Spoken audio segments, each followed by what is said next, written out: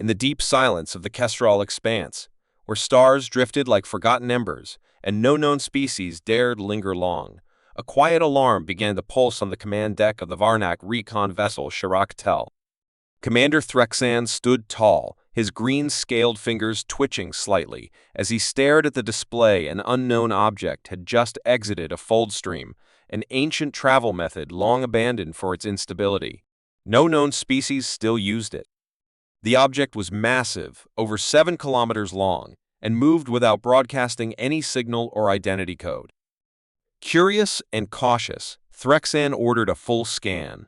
His crew, experts in battlefield analysis and xenotactics, initiated the scan only to watch the results stutter and collapse. Energy feedback from the object blocked standard sensors. They switched to high-penetration methods, and that's when the readings came through, flickering and incomplete but horrifying. The ship had internal reactors running at power levels that defied known safety laws.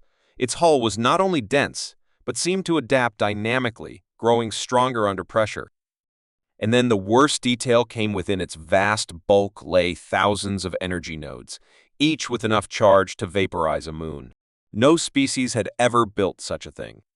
This wasn't a fleet, it was a single ship with the weight of an armada. A name was found engraved along the hull in precise Terran standard, Earth spaceship Leviathan. The Varnak were not strangers to war. Their own empire had risen through blood and tactics, their minds sharp, their instincts honed through generations of victory. But this was something else. This was not a weapon built for conquest. It was too calm, too silent, too still. And yet, its stillness was what made it terrifying. A ship this strong had no need to boast. It simply was. Threxan stepped back from the screen, unable to speak for a moment. His crew waited, watching their commander, their confident leader now frozen in thought. Finally, he turned to the communications officer and said in a voice barely above a whisper, "Send this to the Concord High Table." Say exactly this. They scanned Earth's warship and instantly knew they were doomed. The crew didn't question it. The message was sent, spreading across diplomatic relays at light speed, reaching every high-ranking official in the Galactic Concord within hours. Panic was not official policy, but the corridors of power trembled as the data poured in. Dozens of species, many who had barely heard of Earth, now stared at the image of the Leviathan, drifting alone yet fully active, cloaked in silence like a sleeping god. Speculation ignited like wildfire. Was this a lost superweapon? A relic of an ancient human war? Or worse, was Earth alive and watching, waiting to act? Meanwhile, aboard the Leviathan, the silence was not emptiness. Commander Elena Ramirez stood before a holoscreen, observing the distant Varnak ship as if studying a curious insect. Her face was calm, her posture straight, hands clasped behind her back. The crew behind her operated with quiet discipline, speaking rarely, moving efficiently. The Leviathan was not a war machine. It was humanity's final promise, built after centuries of collapse and rebirth. It carried Earth's last defense systems, but also its last seeds, its last art, its last memories. It was a museum and a bunker, a warning and a hope. It had been created not for war, but to prevent one ever again. Ramirez turned as a soft chime sounded. The ship's AICALI Cognitive Adaptive Learning Interface spoke gently, incoming probe scan intercepted. Varnak vessel has completed a deep scan and transmitted emergency signal. Emotional markers, fear, resignation. Ramirez nodded slowly. They understand then. She walked toward the central console, her reflection catching in the curved metal. Time to let the galaxy know we're not here to destroy. We're here because we remember what destruction looks like. Behind her, the stars shone on, unaware of the ancient power now floating among them. But across the galaxy, every civilization, every military leader, and every citizen with access to the Concord network would soon come to know one truth: humanity had returned to the stars, not to conquer, but to ensure that no one ever had to again. And yet, in their silence, in their unstoppable presence, the Leviathan inspired not peace, but awe, and a creeping dread. Because a species that builds such a ship and lets it drift without escort or fanfare is not one to provoke. In the minds of many, peace with Earth became not a diplomatic goal but a survival necessity. And though Ramirez said nothing more, the weight of Earth's quiet arrival had already changed the balance of the galaxy forever. Far across the stars, in the central hub of the galactic Concord, the high table sat in silence, each member staring at the glowing image of the Earth warship, Leviathan. Even the seasoned diplomats of the Yukar Dominion, who had once calmed the fires of 10 planetary wars, said nothing. The silence in the chamber was not from lack of thought, but from too much of it. The scans from the Vaernak vessel had confirmed more than raw power. They showed something far more dangerous: human restraint. This ship, with enough energy to unmake worlds, had made no aggressive move. It had not cloaked itself, it had not run, it had not threatened. It simply waited. This, many feared, was not the behavior of a war-hungry species, but of one that had already won a war so long and terrible, they no longer needed to prove themselves. A decision was made. The Concord would send a diplomatic envoy, led by the respected Exaltoran, a peaceful, empathic being from the Celian race, known for their calm nature and telepathic touch. A message was crafted, humble in tone, requesting contact and expressing curiosity, not fear. It was sent on all known human-compatible frequencies. And then, again, they waited. The Leviathan, silent and unmoving, received the message without reply for an entire Terran day. Then suddenly, without warning, the image on every Concord network blinked to life. The screen showed a simple view: a woman in a dark blue uniform, standing in a quiet chamber filled with warm light. Her voice was steady, calm, but her eyes held the weight of history. "I am Commander Elena Ramirez of the Earth spaceship Leviathan," she began. "We received your message and welcome peaceful contact. Humanity returns to the stars not to conquer, but to connect. However, before any alliance or dialogue can begin, you must understand what brought us here." The screen shifted. What followed was not a threat, it was a memory. A fast stream of human history unfolded in front of billions of viewers, images of ancient Earth wars, fires consuming cities, oceans rising, nations falling. Then, from the ashes, unity. Ramirez's voice continued over the images. "We nearly ended ourselves. Greed, fear, and power once ruled our world. But from the brink, we chose to rise. The Leviathan was built not as a weapon, but as a guardian. A last stand, in case our peace ever faced extinction." The final scenes showed the building of the ship, forged in silence beneath Earth's last great mountain, powered by an energy core drawn from the planet's mantle, guided by artificial minds and human memory. The images faded. Ramirez returned. "We come not with demands, but with memories. We come with warnings, yes, but also with offerings. We have seen what a galaxy without unity looks like. We hope to help prevent it from happening again." Then the feed ended. No direct offer of trade, no posturing. Just the truth, shown plainly. Reactions across the galaxy were mixed. Some saw it as a grand gesture, a chance for hope. Others feared the sheer confidence in humanity's voice. They had nothing to prove, and that made them more dangerous than any empire. On the bridge of the Vaernak recon vessel, Commander Threxen replayed the message again. His crew remained silent, each lost in thought. One young officer finally whispered, "Why share that much?" Threxen replied, "Because only those who have survived the end can speak without fear." Back on the Leviathan, Ramirez sat alone in her quarters, watching stars drift past the wide viewing pane. CALI spoke gently in her ear. "Galactic response is rising. 72% positive. 28% uncertain." Ramirez nodded. "That's enough." The truth rarely convinces all at once. But even as she spoke calmly, tension ran quietly under the surface. Ramirez knew the galaxy wouldn't just accept Earth's return overnight. There would be tests, probes, small pushes to see what the Leviathan could do. What it would do. She closed her eyes for a moment, remembering Earth's last war. The silence after it ended. The years of rebuilding. Humanity had sworn never to let that darkness return. But peace, they had learned, was not the absence of strength, it was the control of it. And now, the whole galaxy had seen what humanity had built not to fight, but to hold the line if ever the stars fell into chaos. Somewhere, Ramirez knew, leaders were already meeting in secret, weighing their options. The galaxy was watching Earth, not with open arms, but with wary eyes. And that was fine, because from now on, they would never watch alone. Far across the stars, deep within the secure chambers of the galactic Concord, whispers turned into quiet plans as fear and curiosity battled in the minds of powerful leaders.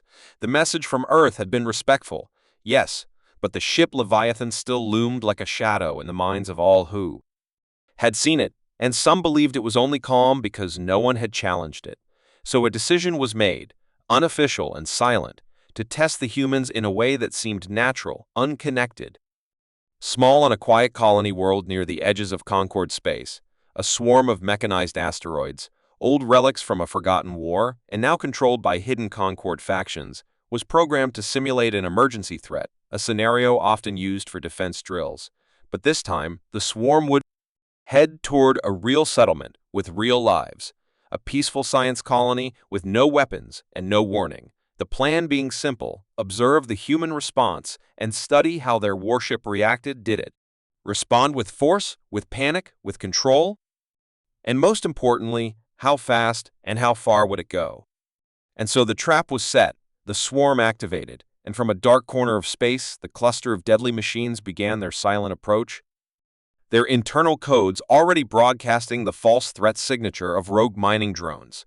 Not enough to trigger alarm, but just enough to cause confusion. Meanwhile, aboard the Leviathan, CIA detected something before any Concord sensor did, a tiny ripple in the gravitational field around the colony, a shift that no normal machine should cause, and within seconds, the command deck lit up as Commander Ramirez stepped forward, calm but alert, her eyes scanning the data as CLI spoke softly. An object cluster is approaching Colony Delta 6 trajectory, suggests impact in 42 minutes. Estimated civilian population, 9,200. No official distress signal has been sent. Threat level uncertain. And without hesitation, Ramirez gave the order, prepare for projection deployment. Minimal force target trajectory, only no casualties. And deep within the Leviathan, hidden systems hummed to life.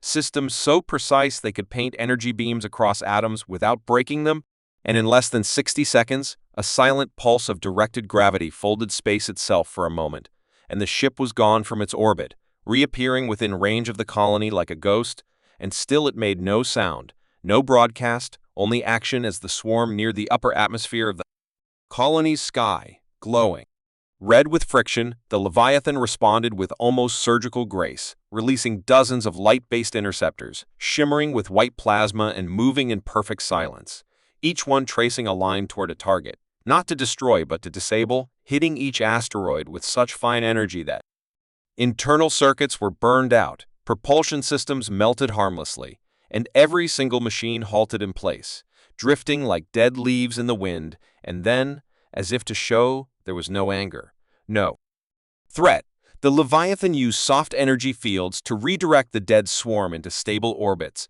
creating a ring of quiet debris around the colony world that shimmered like a crown in the morning light. Only then did it transmit a message, and only to the Concord. We observed an unsafe pattern. Approaching a peaceful settlement. We acted to prevent harm. No further action required. And then, just like before, the Leviathan vanished, folding space once more and returning to its original position as if nothing had happened.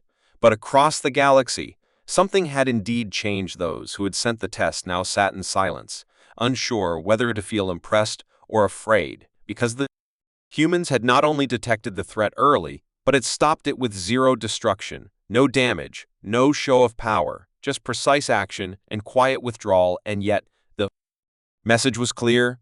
They had known it was a test, and they had chosen mercy, not rage, and for many watching, that was more frightening than any weapon, because a species that could stop destruction without lifting a single weapon in anger was a species that could not be manipulated easily. On the colony itself, the scientists and civilians had seen only light, no noise, no impact, only a brief display in the sky like falling stars being caught by invisible hands. And when asked by reporters later what had happened, the colony director said only, "I think we were saved by something ancient and kind and very, very strong." Back on the Leviathan, Ramirez stood in silence, hands behind her back, watching the stars, and when CALI asked if she would respond to the Concorde's likely apology, she said quietly, "No need, we said we came to protect, and we did. If they don't believe that yet, they will eventually end somewhere deep in the ship's core, where the last songs of Earth were stored." A soft melody began to play, one written by a human composer who had once survived the darkest war in Earth's history, a song about dawn breaking over a ruined city, and as the music echoed quietly through the ship, it was carried not through words or signals, but through actions that spoke louder than anything the galaxy had seen in 1,000 years.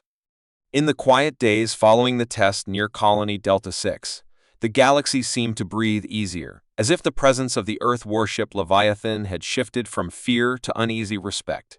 But peace, as always, was fragile, and not all hands within the consort worked toward unity deep in the shadows of the rim systems. A secret meeting took place aboard an unmarked vessel, where leaders from three powerful but hidden factions gathered, their faces masked, their voices disguised, all sharing one common goal: to bring the Leviathan down, not out of hatred for humanity, but from fear that no single ship, no matter how peaceful, should ever hold such silent power over the galaxy.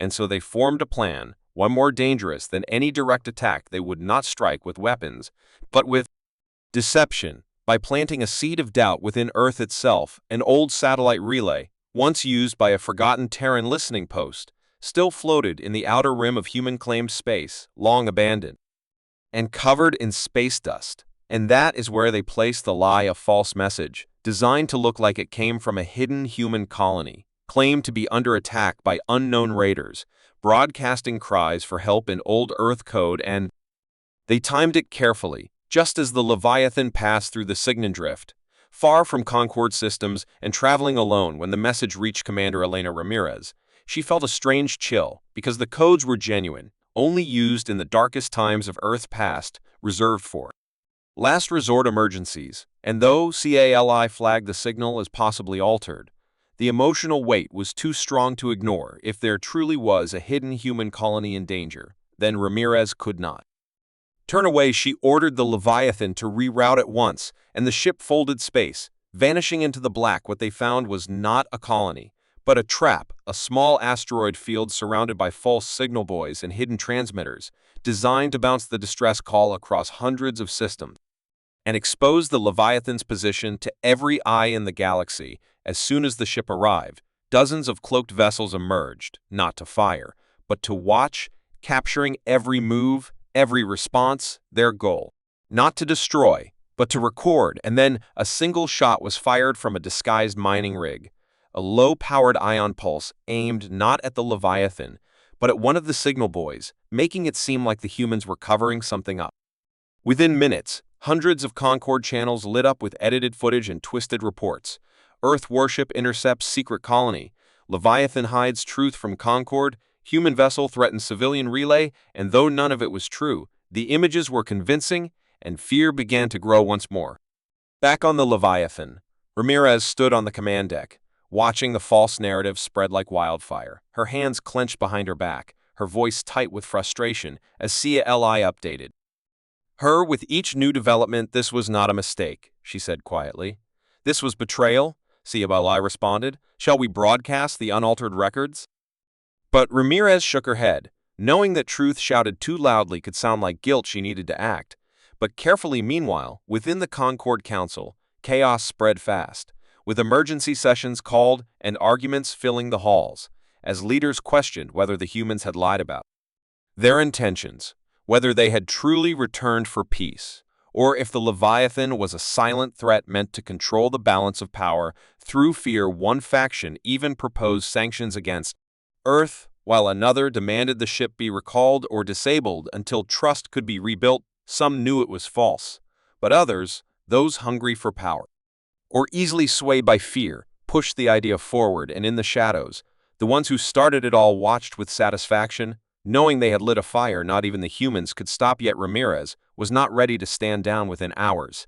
She sent a private message to the high table, not a plea, not a defense, but an invitation. She offered full access to the Leviathan, to allow a team of independent Concord observers aboard the ship to see every system, every room, every record. The gesture shocked many, because no species had ever opened its most powerful weapon so freely, but Ramirez knew that silence could no longer be her ally. Transparency would be her shield, and slowly, the tide began to shift again. Concord sent a delegation, made up of 12 representatives from across the known species, each one trained in military, science, and diplomacy, and what they found on the Leviathan changed everything they saw. No hidden weapons, no secret agendas, only a ship filled with precision, calm, and purpose. They reviewed logs, interviewed crew, and witnessed the way the AI worked alongside humans like partners, not tools. By the end of the review, most of the delegates were convinced the Leviathan was not a sword but a wall, standing to protect, not to strike. And when the delegation released its full report to the public, it sparked a new wave of truth, one that slowly unraveled the false data spread by the betrayers one by one. The lies fell apart, the edited footage exposed, the connections traced back to shadow networks, and though the Concord did not name those responsible, Ramirez knew they would be watching her even more closely now. But she did not flinch. The Leviathan returned to its course, silent once more. But now, many saw it not with fear, but with trust, hard-earned. Yet Ramirez knew something else, something darker, that those who had tried to twist the truth would not stop, because peace threatened those who thrived in chaos. And though this betrayal had failed, the next might not be so easy to undo. And as the stars stretched out before her, she knew the real test of humanity's return had only just begun. The stars above the galactic rim burned cold and distant as the Leviathan moved through the void, its silver-black hull gliding silently across space that had not seen human light in 1,000 years. And aboard the great warship, Commander Elena Ramirez stood in the central chamber, her hands resting on the polished edge of the star map, her eyes following the lines of routes, colonies, dangers, and whispers. Every path they had taken, every challenge faced, and every secret still buried. But now, something had changed, not just in the galaxy, but inside her, for she knew the betrayal that had nearly turned the Concord against them would not be the last. And though Earth had been cleared of blame and the ship had been proven honest, the damage to trust had not vanished fully. Some still watched with suspicion, others with growing admiration, but the danger was no longer just the enemy in shadows. It was the fear in hearts. And Cia ever calm, spoke softly in her ear. Long-range scans detect increased movement near the Pharaoh's cluster, unusual formations, unknown vessels. Multiple systems report missing scout ships. Ramirez stared at the readings and understood immediately. This was not a Concord fleet, and not from Earth, but something old, something forgotten, perhaps awakened by the Leviathan's presence in deep space. And as she listened to more reports, a pattern began to form. Colonies going silent, ships lost in deep trade lanes, strange signals pulsing like echoes of languages not heard since before the Concord even existed. It was then that a single message arrived on a frequency no one had used in centuries, encoded in the same style as the long-dead builders. A species thought extinct, and the message was not a threat, but a warning. The Guardians have slept long enough. The gate is opening. Ramirez knew the galaxy had mistaken Earth's return for the biggest change in centuries. But now it seemed they had only been the signal for something greater, something ancient. And with that realization, she gathered her crew in the central chamber, the human officers and the AI staff standing together as she spoke, her voice steady but grave. "We thought we were here to protect peace," she said, "but now we know we are the front line against something older than our history and stronger than our worst fears. We were not just built for war.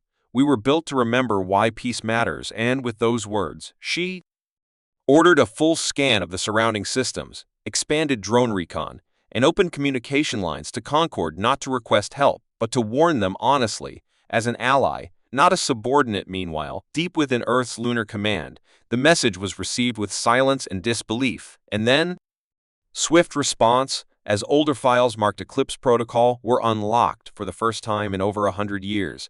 What they contained confirmed Ramirez's fears: the builders had not died out in war. They had sealed themselves behind a structure called the Gate, a prison made of folded dimensions, to hold back an enemy not from another planet, but from another reality, an enemy they could not destroy, only contain. And now, the prison was weakening. The Leviathan had to act, not as a warship, but as a symbol. And so Ramirez called upon the Concord to gather not weapons, but witnesses, leaders from every species, to meet at the outer edge of the Pharaoh's cluster, to see the Gate with their own eyes and understand that this threat would not wait for diplomacy or fear to catch up. Many expected the Concord to hesitate, but they came, not with fleets, but with hearts open, remembering how the Leviathan had spared lives, not taken them. And when they saw the Gate, an immense ring of frozen stars, glowing red with cracks of dark energy, they understood Ramirez had not lied. There was no vote, no speech, just quiet agreement that humanity had earned more than a seat. They had earned the right to lead the defense of everything. And in that moment, Ramirez did something that no one expected. She turned off every weapon system on the Leviathan, opened her ship's core data to all, and then raised her hand in front of the galactic leaders and said, "I give my oath, not as a commander, not as a soldier, but as a human. We will not conquer. We will not command. We will stand for all life, for every world. Even those that once doubted us, we will hold the line until the last star fades, or until the enemy is gone." And though the words were simple, they echoed through every channel, every system, every world, and became more than just a promise. They became a call. And across the galaxy, answered ships rearmed, colonies volunteered resources, AI minds offered strategies, and even rival factions paused their feuds to join something greater than politics. Because for the first time in history, the galaxy saw not a warship, but a shield, one held by a people who had seen the end of their own world and chosen to build again, not for power, but for peace. And as the Gate began to pulse, and the shadows behind it stirred, the Leviathan turned to face it, alone for now, but no longer isolated, with Ramirez standing calm on the bridge, knowing that whatever came next, humanity had not just returned to the stars. They had sworn an oath to protect them all.